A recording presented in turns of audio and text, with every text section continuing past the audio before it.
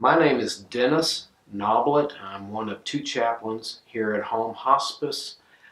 My main two areas of responsibility are one for patients and their families, and two to our employees. Let me give you an idea of what I do on a visit with a patient, because again, the emphasis is not necessarily just on the patient but also on the family.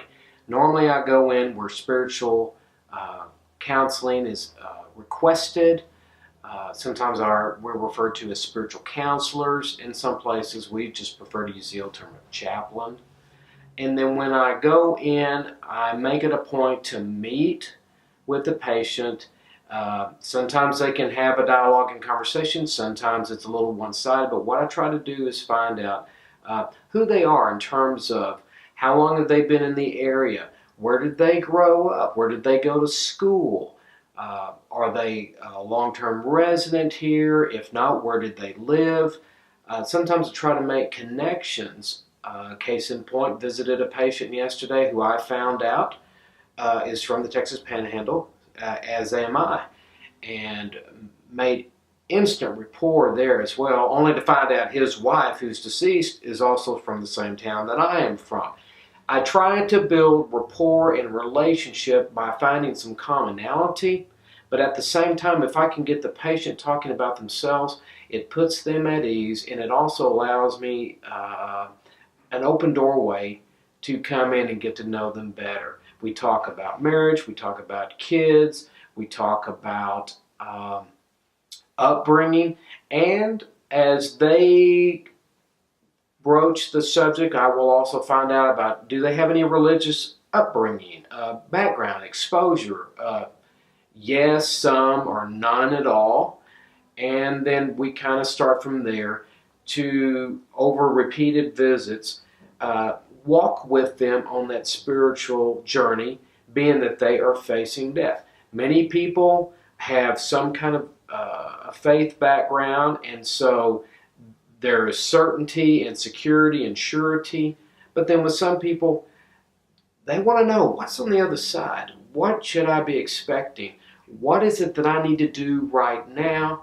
And from that point, with their questions, then we start that process. And my goal and aim is to have them fully prepared for death with no fears or worries or concerns.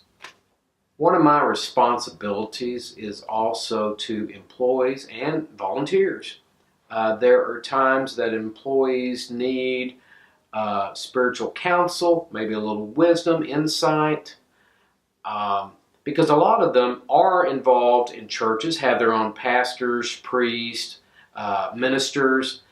Sometimes they want a second opinion. Sometimes they're not actively involved in a local group or church or synagogue.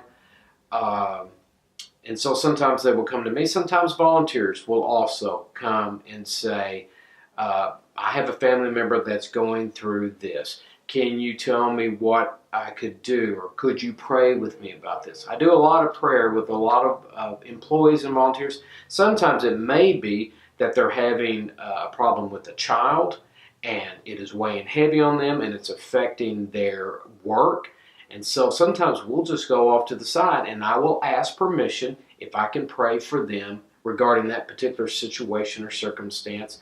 And if they agree, and they usually do, we have a prayer specifically for that. And sometimes just having someone intercede on their behalf and pray with them the same thing that they have in their heart makes all the difference in their work day that day, whether they are a paid employee or a volunteer.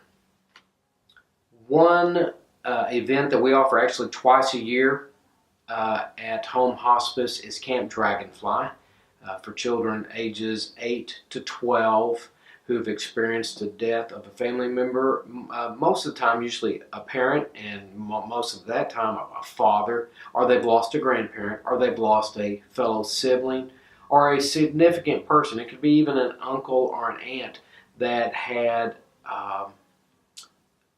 direct influence on their life, and they are grieving the loss of that loved one. One of the opportunities I have to volunteer is as a counselor at Camp Dragonfly. We usually have a shortage of male volunteers to stay with boys, so I volunteered to be one of those men that will stay in the cabin with the boys.